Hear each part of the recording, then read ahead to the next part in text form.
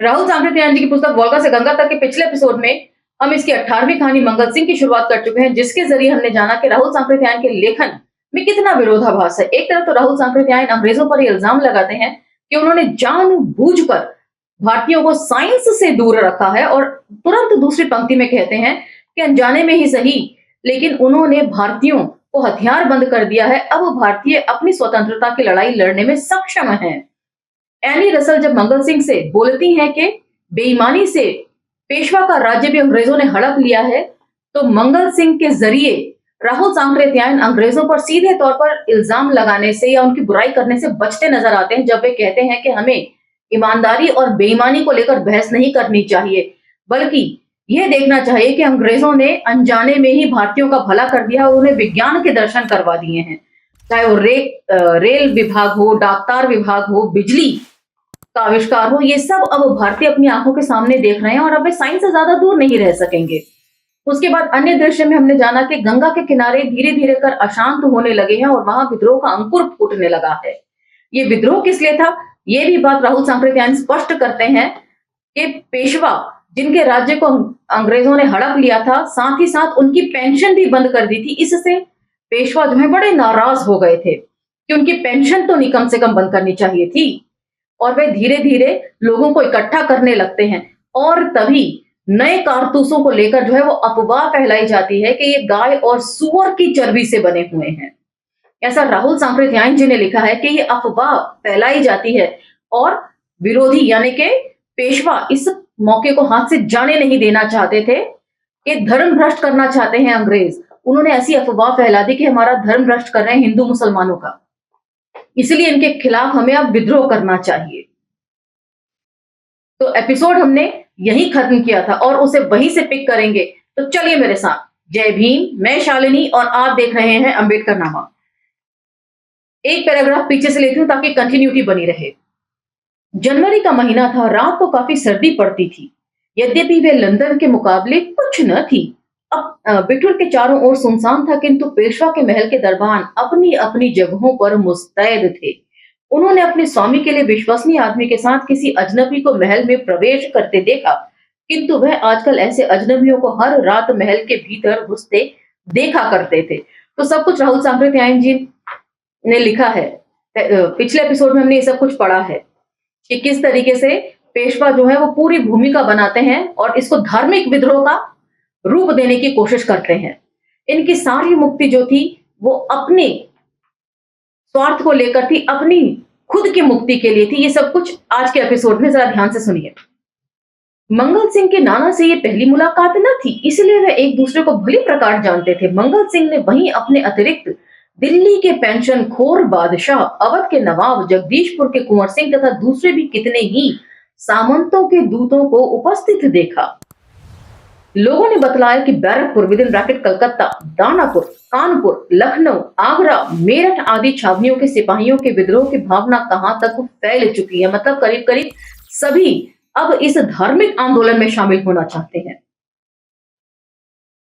यह आश्चर्य की बात थी कि इतनी बड़ी शक्ति के मुकाबले के लिए अपनी कुछ भी फौज न रखते हुए सामंत सिर्फ बागी पलटनों पर सारी आशा लगाए हुए थे। तो तंज भी कस रहे हैं पेशवाई शासन और अन्य सामंतों के ऊपर कि उनके पास अपना तो कुछ था नहीं, लेकिन उन्हें आंदोलन करना था और दूसरे के कंधे पर रखकर ये बंदूक चला रहे थे। अपना ये खुद सक्षम नहीं थे। और पिछले एपिसोड में भी हमने सारी चर्चा करी थी कि इन लोगों ने सीधे तौर पर कभी अंग्रेजों से लोहा नहीं लिया, अलबत्ता दूसरे के कंधे पर बंदूक रखकर जरूर चलाई है, फिर चाहे वो औरंगजेब और शिवाजी को लेकर की गई इनकी इंटरप्रिटेशंस क्यों ना हो, जैसा कि आजकल माहौल चल रहा है। और सुनिए, जहां तक सैनिक विद्या का संबंध था, प्राय सारे ही नेता उससे कोरे थे। मतलब इन्हें यह भी नहीं मालूम था कि लड़ना कैसे है और उसके लिए स्ट्रैटेजी क्या होनी चाहिए। तो भी वे जनरल के पद पर स्वयं लेने के लिए तैयार थे। मतलब सारा का सारा अपना चाहते थे ये लोग कि सारी वाहवाही जो है हम लूट लें किसी तरीके से, काम कोई दूसरा करे और वाहवाही और नाम जो है वो हमारा हो, जैसा कि हमेशा इतिहास में होता आया है। जब बात बिगड़ जाती है तो ये इल्जाम दूसरों के ऊपर लगा देते हैं ब्राह्मण, और जब कोई बात बढ़िया हो जाती है तो सारा क्रेडिट ये लोग खुद ले लेते हैं। यही बात लिख रहे हैं राहुल सांकृत्यायन।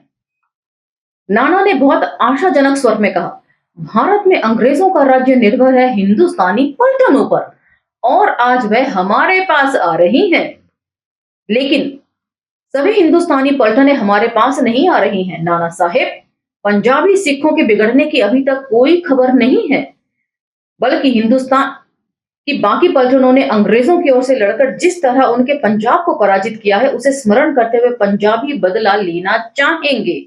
अंग्रेज बड़े होशियार हैं नाना साहब, नहीं तो पेशवा और अवध नवाब की भांति यदि उन्होंने दिलीप सिंह को भी भारत में कहीं नजरबंद कर रखा होता तो आज हमें सारी सिख पलटन को अपनी ओर मिलाने में बड़ी आसानी होती।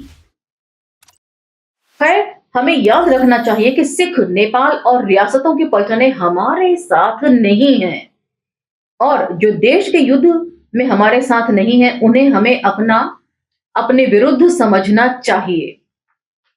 तो जैसा इतिहास आपको दिखाया जाता है हमेशा वैसा नहीं होता। ये सिखों को भी अपना विरोधी मत बता रहे हैं, दुश्मन बता रहे हैं। आपका कहना ठीक है ठाकुर साहब, नाना ने कहा, लेकिन यदि आरंभिक अवस्था में हमने सफलता प्राप्त की तो फिर किसी देशद्रोही को हमारे खिलाफ आने की हिम्मत न होगी। एक बात का हमें और इंतजाम करना चाहिए। ये कहा युद्ध छिड़ने पर करना होगा, किंतु उसके लिए आदमियों को अभी से तैयार करना होगा। लोगों को समझाना है कि हम देश को स्वतंत्र करने वाले सैनिक हैं। तो पिछले एपिसोड में हमने जाना कि लोग जो है वो सेना के नाम से ही डर जाया करते थे कि सेना है और विद्रोह कर रही है तो मतलब लूटपाट भी करेगी, और ऐसा होता था। देश के नाम पर भी ऐसा होता था। ये राहुल सांकृत्यायन जी ने मेंशन किया है और पिछले एपिसोड में मैंने पढ़ा है। पूरब के प्रतिनिधि ने कहा, क्या इसके लिए हमारा अंग्रेजों से लोहा लेना काफी नहीं है? मंगल सिंह, हर जगह 24 घंटे लोहा नहीं बचता रहेगा। हमारे देश में बहुत से डरपोक या स्वार्थी लोग हैं जिनको अंग्रेजों की अजयता पर विश्वास है। वे तरह तरह की खबरें फैलाएंगे। मैं तो समझता हूँ पूर्व, पश्चिम और मध्य 3 भागों में बांटकर हमें हिंदू उर्दू में 3 अखबार छापने चाहिए। नाना साहब, आपको अंग्रेजों का ढंग ज्यादा पसंद है ठाकुर साहब, किंतु आपने देखा ना कि अखबार से हमने कारतूस की बात को फैलाकर कितने लोगों को तैयार कर लिया है। और ये जो जिक्र है ये भगत सिंह के साथ हुआ था। भगत सिंह जब जेल में थे और उन्होंने अखबारों को जो बयान दिया था कि किस तरीके से बॉम्ब बनाया जा सकता है, ये सारा कुछ आपने भगत सिंह शहीद आजम भगत सिंह फिल्म में देखा होगा। मंगल सिंह, लेकिन लड़ाई के बीच में हमारे खिलाफ अंग्रेजों के नौकर चाकर जो बात फैलाएंगे उसके लिए कुछ तो करना होगा नाना साहब। ये संभव नहीं कि हम अंग्रेजों के सारे शासन तंत्र के खिलाफ एक ही दिन में वो अपने अधिकार में ले ले। मान लीजिए उन्होंने अफवाह फैलाई कि बागी फौज, स्मरण रखी, हमें इसी नाम से याद किया जाएगा, गांव शहर को लूटती, बाल बच्चों को काटती चली आ रही है। नाना साहब, तो क्या लोग विश्वास कर लेंगे? मंगल सिंह, इस बात को जरा ध्यान से सुनिए। जो बात बार बार कही जाएगी और जिसके खिलाफ कोई दूसरी आवाज नहीं निकलेगी तो लोग उस पर विश्वास करने लगेंगे। और इसको आज के कॉन्टेक्स्ट में आप सीधा जोड़ लीजिए। 15 लाख सबके अकाउंट में आएंगे। बाद में पता चला, खुद प्रेस कॉन्फ्रेंस करके अमित शाह जी ने बोला कि ये तो महज एक जुमला था। विश्व गुरु बनेंगे कैसे ये नहीं मालूम। कोरोना का इलाज कैसे होगा? गोबर का लेप लगा के, गौमूत्र पी के। तो बार बार इस तरह की बातें जब रिपीटेडली होती है ना तो लोगों को लगता है कि यही सब कुछ है। लगातार जो प्रोपेगेंडा फिल्म बन रही है, लोग उसी को इतिहास भी मानने लगे हैं अब। और सुनिए नाना साहब, मैं समझता हूं हमने कारतूस को ले धर्मद्रोही कहकर अंग्रेजों को इतना बदनाम कर दिया कि उनकी कोई बात नहीं चलेगी। अब नाना साहब कह रहे हैं कि हमने जो है उनको धर्मद्रोही करार दे दिया है। तो राहुल सांकृत्यायन जी भी कहीं ना कहीं ये मान रहे हैं कि कारतूस वाली बात में कोई दम नहीं था, वो तो सिर्फ एक मौके का फायदा उठाया था लोगों ने, ब्राह्मणों ने, पेशवाओं ने। मंगल सिंह, मैं तो इसे सदा के लिए काफी नहीं समझता। खैर, एक बात और, हमारी इस लड़ाई को अंग्रेज बगावत कहकर दुनिया में प्रचारित करेंगे, किंतु दुनिया में हमारे दोस्त और अंग्रेजों के बहुत से दुश्मन भी हैं जो हमारी स्वतंत्रता की कामना करेंगे। खासकर यूरोपियन जातियों में ऐसे कितने ही हैं इसलिए हमें अपने युद्ध को सारे यूरोपियन लोगों के खिलाफ जिहाद नहीं बनाना चाहिए और लड़ने वाले अंग्रेज बाल वृद्ध स्त्रियों के ऊपर हाथ नहीं छोड़ना चाहिए। इससे युद्ध में हमें कोई लाभ न होगा, उल्टे खामखा के लिए हिंदुस्तानी दुनिया में बदनाम हो जाएंगे। नाना साहब, ये तो सेनापतियों के ख्याल करने की बात है और मैं समझता हूँ किस वक्त क्या करना चाहिए इसे वे खुद निश्चय कर सकते हैं। नाना साहब जो है वो लगातार मंगल सिंह की बातों को काट रहे हैं। उनका कोई इंटरेस्ट नहीं है इन सब चीजों के बारे में सोचने में। ये भी अभी आपको आगे पता चलेगा। मंगल सिंह, आखिरी बात यह है कि जिस युद्ध के लड़ने में सिपाही अपने प्राणों की बाजी लगा रहे हैं और हम साधारण जनता से भी सहायता की आशा रखते हैं, उसे सिर्फ चर्बी वाले कारतूसों के झगड़े पर आधारित नहीं होना चाहिए। हमें बतलाना चाहिए कि अंग्रेजों को निकालकर हम किस तरह का राज्य चलाना चाहते हैं। उस राज्य में लड़ने वाले सिपाहियों और जिन किसानों में वे आए हैं उन्हें क्या लाभ होगा। नाना साहब, क्या धर्मद्रोहियों के शासन को उठा देना उनके संतोष के लिए पर्याप्त न होगा?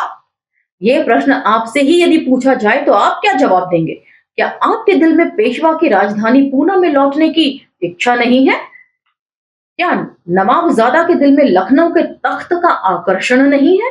जब आप लोग कारतूस और अंग्रेजों के राज्य से निकालने से अधिक की इच्छा रखते हैं जिसके लिए आप जान की बाजी लगाने जा रहे हैं, तो मैं समझता हूं बेहतर होगा हम भी साधारण जनता के सामने उसके लाभ की कुछ बातें रखें।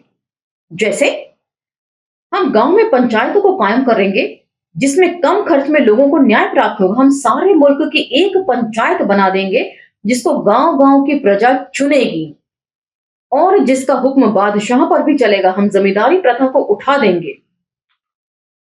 तो यहाँ पर जमींदारी प्रथा को उठाने की बात कर रहे हैं और जब यही बात जवाहरलाल नेहरू ने करके दिखा दी तो उन्हें किस तरह ट्रीट करते हैं आप लोग, सोचिएगा, जरा मंथन कीजिएगा। हम जमींदारी प्रथा को उठा देंगे और किसान और सरकार के बीच कोई दूसरा मालिक न होगा। जागीर जिसको मिलेगी उसे सिर्फ सरकार को मिलने वाली मालगुजारी को पाने का हक होगा। हम कल कारखानों को बढ़ाकर अपने यहाँ के सभी कारीगरों को काम देंगे और कोई बेकार नहीं रहने पाएगा। हम सिंचाई के लिए नहरें, तालाब और बांध बनाएंगे जिससे करोड़ों मजदूरों को काम मिलेगा। देश के कई गुना बेशी अनाज पैदा होगा और किसानों के लिए बहुत से नए खेत मिलेंगे। मंगल सिंह की बातों पर किसी ने गंभीरता पूर्वक विचार नहीं करना चाहा। सबने यह कहकर टाल दिया कि ये तख्त के हाथ में आने के बाद की बात है। मतलब सब लोग अपनी व्यक्तिगत मुक्ति की लड़ाई लड़ रहे थे, आम जनता से उन्हें कोई मतलब नहीं था। आम जनता तो उनके लिए प्यादे यानी कि शतरंज की मोहरें थी जिनका इस्तेमाल करके वो अपना तख्ते ताउस वापस चाहते थे। यही भाव राहुल सांकृत्यायन लिख रहे हैं। चारपाई पर लेटने पर बड़ी देर तक मंगल सिंह को नींद नहीं आई। वे सोच रहा था ये साइंस का युग है, रेल, टाक, स्टीमर के जादू को खुद वे लोग देख रहे हैं। दिया सलाई, फोटोग्राफी और बिजली के प्रकाश के युग में हम घुस रहे हैं, किंतु ये लोग पुराने युग के सपने देख रहे हैं, मतलब वेदों में लौट चले की बात कर रहे हैं।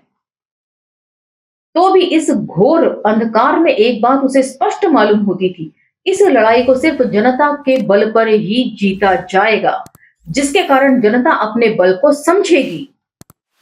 विलायती पूंजीपतियों ने जिस तरह विलायत के मजदूरों की शक्ति से मदद ले अपने प्रतिद्वंद्वियों को हटा उन्हें अंगूठा दिखा दिया, उसी तरह सभी भारतीय सामंत भी भारतीय जनता, सिपाहियों, किसानों के साथ काम निकल जाने पर भले ही गद्दारी करें, किंतु वह जनता से उसके आत्मविश्वास को नहीं छीन सकते और न बाहरी शत्रुओं से बचने के लिए साइंस के नए नए आविष्कारों को अपनाने से इनकार कर सकते हैं। रेलों की पटरियां, तार के खंभे, कलकत्ता में बनते भाप के स्टीमर अब भारत से विदा नहीं हो सकते। मंगल सिंह का विश्वास इन दकियानुसी सामंतों पर नहीं बल्कि पृथ्वी पर मानव की परिवर्तनकारिणी शक्ति जनता पर था। तो वही बात है जैसे हम कहते हैं कि आज हम लोग मोबाइल के बिना जिंदा नहीं रह सकते, फ्रिज, टीवी, कूलर, एसी, इन चीजों के बिना आज हम अपना जीवन भी नहीं सोच सकते, इनको लौटाया नहीं जा सकता, वेदों की तरफ लौटा नहीं जा सकता, लेकिन मनुवादी व्यवस्था को दुरुस्त जरूर किया जा सकता है जो आज सरकार कर रही है, वरना संसद में सेंगोल स्थापित न होता। प्रजातंत्र से राजतंत्र बन रहा है ये देश।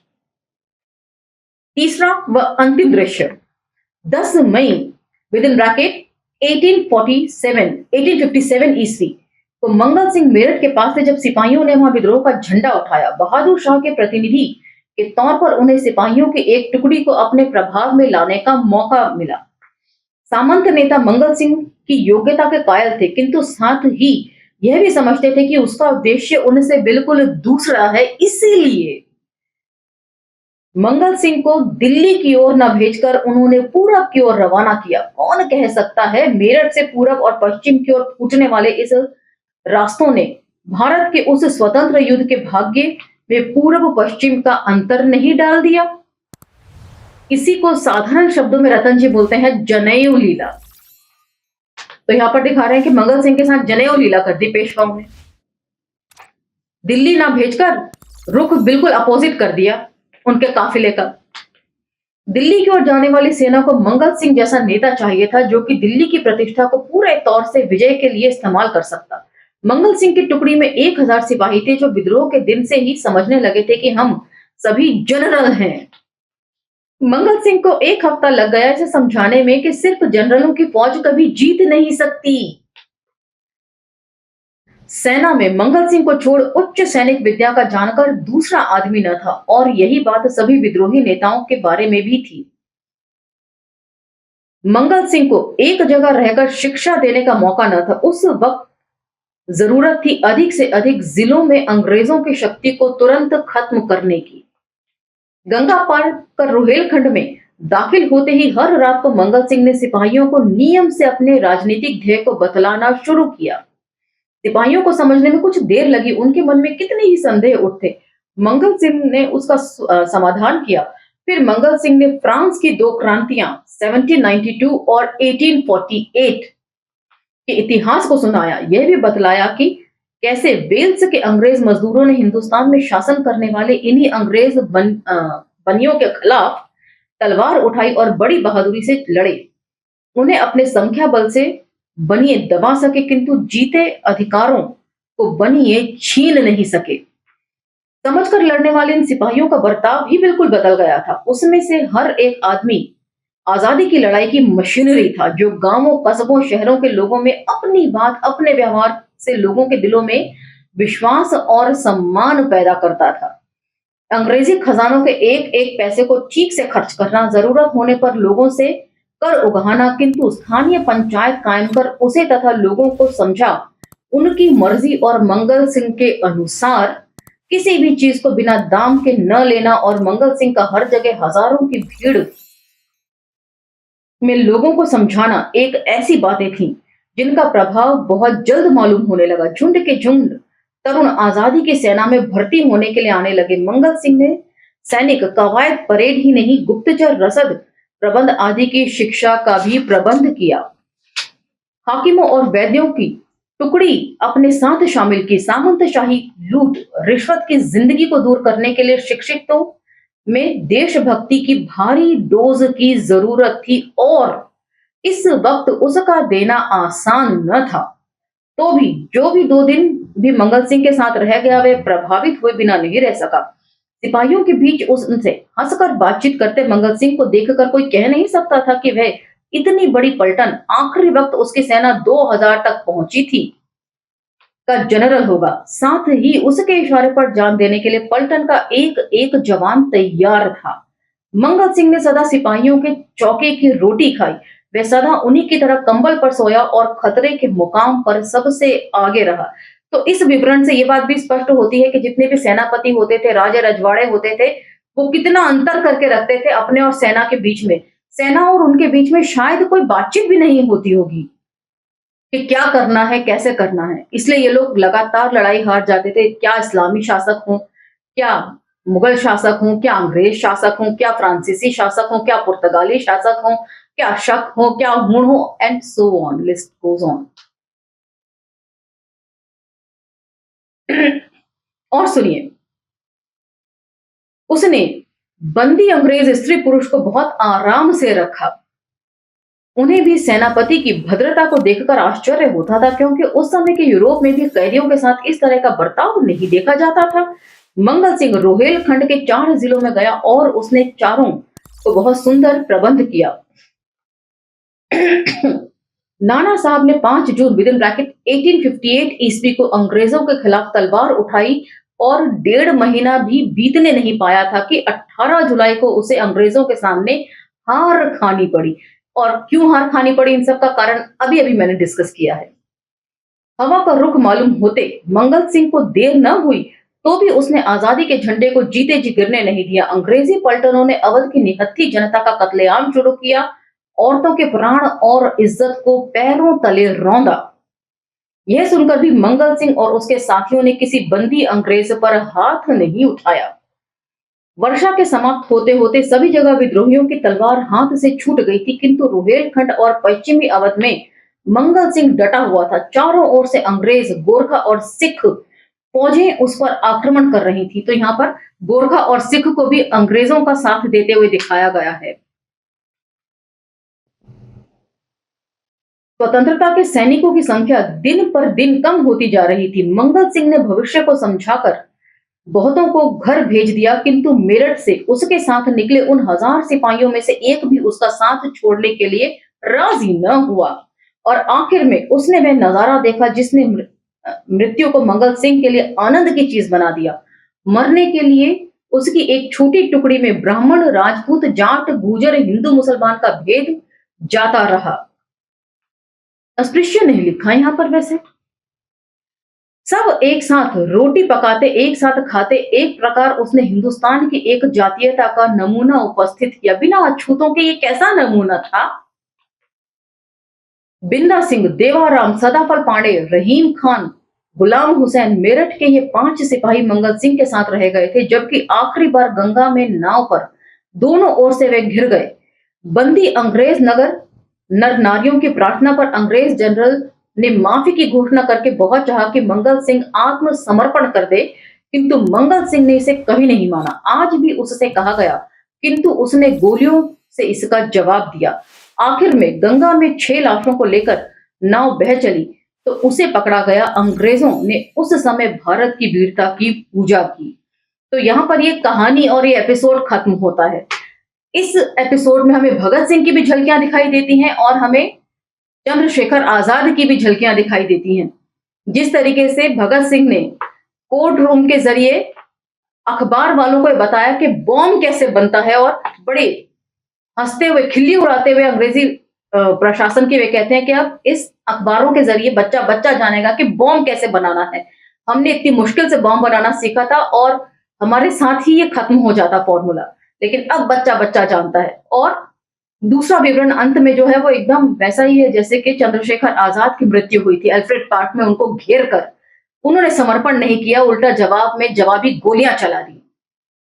आज का ये एपिसोड आपको कैसा लगा, आपको क्या समझ में आया, कितना आया, आप इसे कैसे लेते हैं, ये सब कुछ बातें मुझे कमेंट सेक्शन में जरूर बताइएगा, क्योंकि इसमें बहुत सारी जगहों पर विरोधाभास भी है और ऐसी बातें भी हैं जो किसी भी सूरत में इतिहास सम्मत तो नहीं कही जा सकती, बेशक उन्हें फिल्मों की तरह कोई इतिहास मान ले। वीडियो पसंद आए तो लाइक, शेयर, सब्सक्राइब जरूर कीजिएगा। असहमतियों का भी स्वागत है। इसी के साथ मुझे इजाजत दीजिए। अगले एपिसोड में अगली कहानी के साथ मैं फिर हाजिर हो जाऊंगी। जय भीम, धन्यवाद।